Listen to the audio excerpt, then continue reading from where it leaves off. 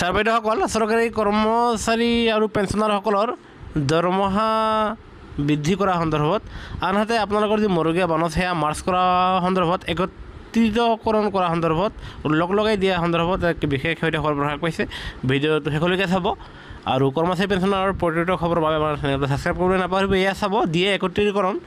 কেন্দ্ৰীয় চৰকাৰৰ কৰ্মচাৰীৰ মৌলিক দৰমহাৰ সৈতে বহু প্ৰত্যাশিত ডিয়াৰনেছ এলাউন্স দিয়ে একত্ৰীকৰণত কেন্দ্ৰীয় চৰকাৰে আনুষ্ঠানিকভাৱে অনুমোদন জনাইছে, কিন্তু আশা কৰা ধৰণে ফিটমেণ্ট ফেক্টৰ বৃদ্ধি নহ'ব, যিটো 2.5 থাকিব। আৰু এই সিদ্ধান্তই সমগ্ৰ ভাৰতৰ 50 লাখৰো অধিক কৰ্মচাৰী আৰু 65 লাখ পেঞ্চনাৰক প্ৰভাৱিত কৰিব, যিয়ে স্পষ্টতা আনিছে যদিও দৰমহা বৃদ্ধিৰ আশা কৰা কৰ্মচাৰীসকলৰ মাজত কিছু হতাশাও কৰি আনিছে।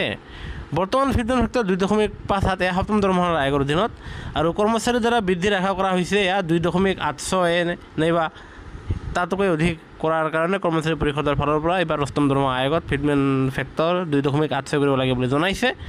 কৰ্মচাৰীসকলে বৰ্ধিত জীৱন যাপন ব্যয়ৰ সৈতে মিলাবলৈ ফিটমেণ্ট ফেক্টৰ পুনৰীক্ষণ কৰাৰ দাবী জনাইছে, যিটো বৰ্তমান সময়ত 2.5 লাভ কৰি আছে আৰু তাৰ ঠাইত আপোনাৰ বৃদ্ধি কৰিব লাগে বুলি জনাইছে।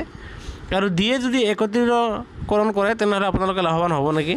যদিও ফিটমেণ্ট ফেক্টৰ বৃদ্ধি কৰা হোৱা নাই, আপোনালোকৰ দিয়ে বেচিক পে'ত একত্ৰিত কৰিলে এতিয়াৰ গাঁথনিগত পৰিৱৰ্তন আপোনালোকৰ বিশেষ লাভালাভ দেখা যাব, য'ত HR আৰু আপোনালোকৰ মৌলিক দৰমহাৰ সৈতে সেয়া জড়িত অন্যান্য ভাত্তাসমূহ বৃদ্ধি পাব, গ্ৰেচুইটি বৃদ্ধি পাব, আনহাতে পেঞ্চনৰ গণনাত বুজ কৰিব, তাৰমানে আপোনালোকৰ পেঞ্চন বৃদ্ধি পাব।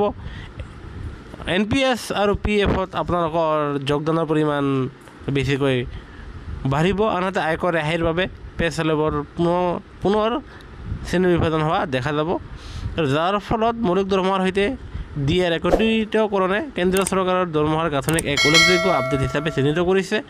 সংশোধিত ভাত্তা আৰু উন্নত পেঞ্চনৰ ভিত্তিৰ বাবে কৰ্মচাৰী আৰু পেঞ্চনাৰসকলে কিছু সুবিধা দেখিব, যদিও 2.5 অপৰিৱৰ্তিত ফিটমেণ্ট ফেক্টৰ বহুতকে হতাশ কৰি তুলিছে।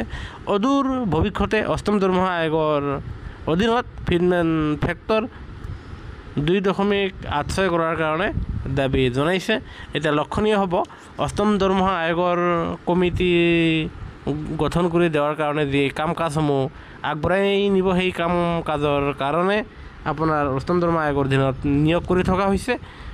আৰু সেই যি কমিটি, সেই কমিটিয়ে চলিত মূল্য বৃদ্ধিৰ লগত ৰিজাই চাই বৰ্তমান সময়ত কৰ্মচাৰীৰ মৌলিক দৰমহা আৰু ন্যূনতম দৰমহা, ন্যূনতম পেঞ্চন কিমান হ'ব লাগে, ফিটমেণ্ট ফেক্টৰ কিমান হ'ব লাগে সেয়া ঘোষণা কৰিব। আৰু তেনে ক্ষেত্ৰত কৰ্মচাৰী পেঞ্চনাৰসকলৰ দৰমহা আপোনাৰ 50% বৃদ্ধি পোৱা পৰিলক্ষিত হ'ব, আৰু যাৰ ফলত কৰ্মচাৰী আৰু পেঞ্চনাৰৰ দৰমহা বৃদ্ধি পাব। অৱসৰ গ্ৰহণ কৰাৰ ফলত আপোনালোকৰ পেঞ্চনো বাঢ়িব, ফেমিলি পেঞ্চনো বৃদ্ধি হ'ব, আৰু যাৰ ফলত আপোনালোকৰ যি মৰুগীয়া বানত সেয়া আপোনাৰ অষ্টম দৰমহা আয়োগত পুনৰাই 0ৰ পৰা নতুনকৈ গণনা কৰা হ'ব।